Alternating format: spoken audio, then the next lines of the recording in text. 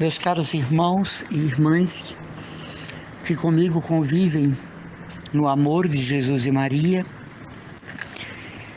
quando nós sabemos que uma pessoa está embriagada, por exemplo, pelos sintomas.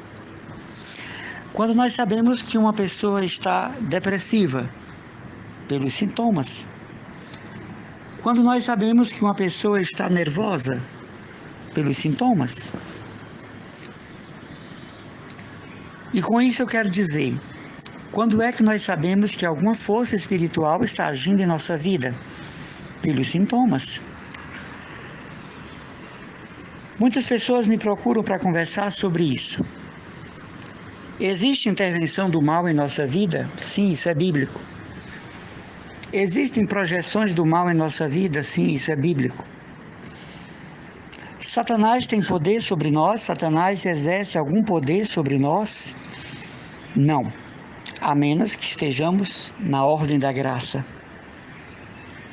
Ele não tem nenhum direito legal sobre nós. O direito legal que ele tinha sobre nós acabou na cruz do Calvário. Mas é possível que nós percebamos em nossa vida alguma situação ou algumas situações fora do controle normal das nossas atitudes que demonstrem que nós estamos sob o efeito de alguma tentação, de algum mal-estar espiritual. E é por isso que é muito bom estar em alerta para nós estarmos preservados das manifestações do mal. Quando eu falo aqui de toda esta corrente louca em nome de Satanás, usando São Miguel para ganhar dinheiro das pessoas, é outra coisa. Isso aí é charlatanismo, né? Isso aí é como se diz, né? Um trabalho esotérico, é um trabalho de estelionato religioso. Mas eu estou falando da ação do mal na vida de quem é cristão, de quem se sente verdadeiramente tocado por alguma situação espiritual que conduza a esta reflexão. É possível que o maligno, através de suas forças, de suas vias, atinja a nossa saúde, atinja a nossa vida familiar, atinja a nossa vida profissional e psicológica. Quando eu fui em algumas situações visitar pessoas que aparentemente estavam exorcizadas, e eu não pude fazer o exorcismo porque não tenho direito legal, digamos assim, direito eclesiástico para isso, e aí orientei para quem faz, o transtorno, a aparência, o comportamento da pessoa era surreal, era incorporal.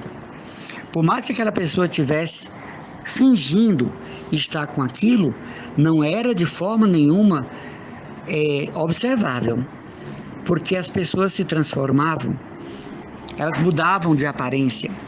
Claro que existe muito teatro nisso, que existe muito exibicionismo, histeria, né? Que existe até casos que são nitidamente esquizofrênicos. Mas eu estou falando de casos reais que têm constância, né? Que têm continuidade na vida de uma pessoa. O inimigo pode interferir planos nossos, sim. Ele pode barrar sucessos, empreendimentos. Ele pode interferir na nossa vida afetiva, nos nossos relacionamentos. E como é que nós sabemos disso? Pelos sintomas. A maldade humana, a tristeza, a angústia, a falta de bênçãos, a ausência de socorro divino, a proliferação de ideias negativas, né?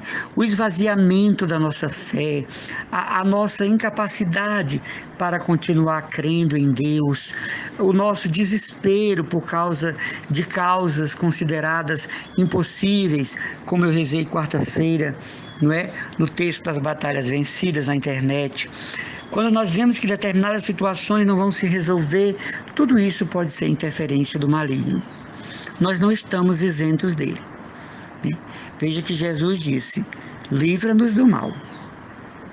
Então, quando ele diz livra-nos do mal, ele está constatando que o mal existe e está presente contra aqueles que se dedicam a Deus, que servem a Deus. Por isso, meus caros irmãos e irmãs, é necessário nós percebermos o que na nossa vida está contrariando a vontade de Deus, o que na nossa vida não está dando certo. Não é por aí. O que na nossa vida está manifestando em nós a ausência da graça, da providência, da provisão de Deus, de suas bênçãos. O que na nossa vida está trazendo tristeza, luto, desamparo, agonia, desespero, melancolia, né? Então é hora de buscarmos ajuda espiritual. Primeiramente eu oriento procurar um sacerdote douto, inteligente, digno, né? Depois, se esse sacerdote orientar para alguém, por certo, alguém de confiança do padre. E numa última instância, procurar o senhor arcebispo. Eu quero fazer um alerta para que nós procuremos as pessoas que têm autoridade para fazerem essas orações, como, por exemplo, os nossos irmãos da Renovação Carismática. Eles têm essa autoridade ministrada pela igreja para orar por pessoas que estão sob o efeito da ação do maligno. E você mesmo pode rezar por si, pode invocar a Deus por si mesmo, pode consagrar-se a Ele, pode ir ao sacrário, pode ir ao Santíssimo Exposto e pedir ao Senhor uma varredura espiritual em sua vida.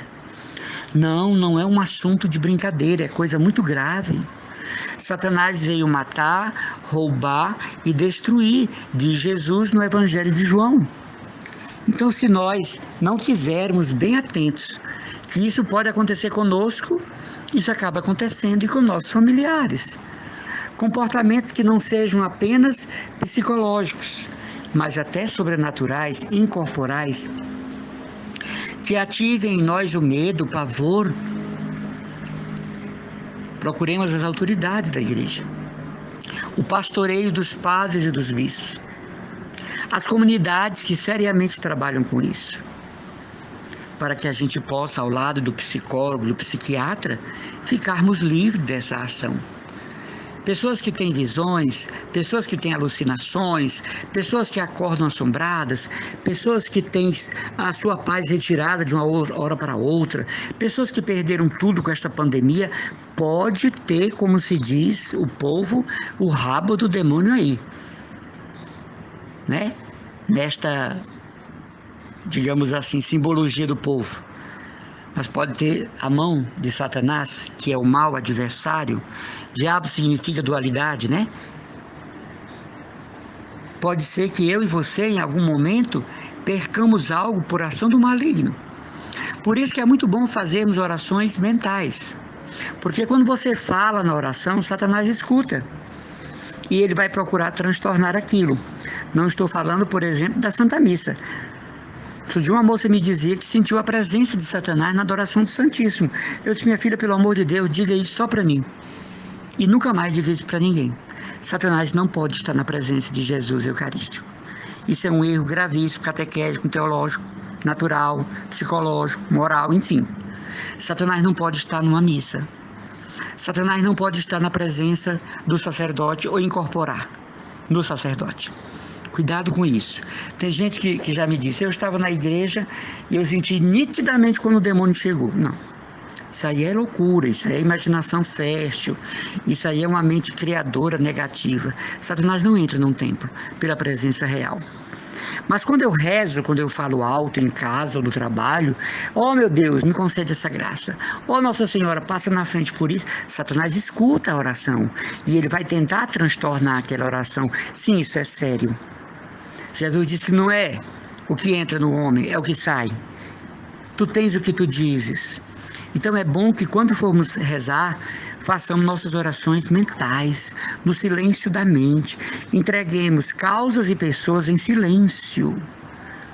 Evitemos falar de ações, de causas, não é, vocalmente, para que Satanás não tenha acesso àquilo que eu estou pedindo de modo aflito, de modo preocupado, como, por exemplo, a cura de um parente na UTI com a coronavírus, a viagem de alguém para o exterior, o sucesso de uma empresa que vai ser aberta. É melhor fazer a oração mental, como ensina Santa Teresa d'Ávila, para que Satanás não leia nossos pensamentos.